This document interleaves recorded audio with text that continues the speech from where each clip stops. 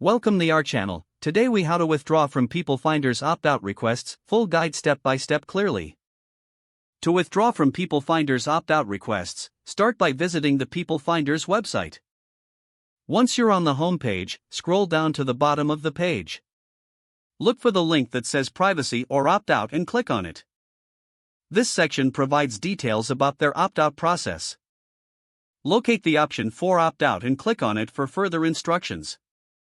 You will then be directed to a form where you can enter your information. Provide your first and last name as requested.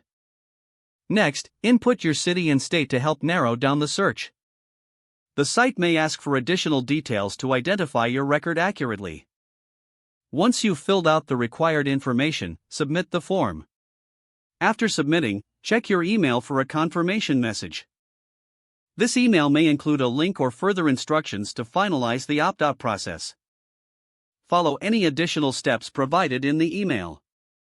If you do not receive a confirmation email, check your spam or junk folder. After completing the process, monitor the PeopleFinders site periodically. This helps ensure that your information has been successfully removed. If your information still appears, consider reaching out to their customer support for assistance. Be prepared to provide any necessary details to verify your identity.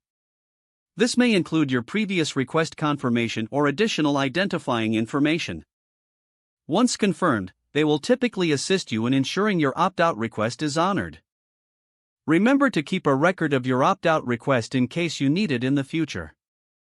In summary, withdrawing from PeopleFinders opt-out requests involves submitting your information online, following up via email, and monitoring your status.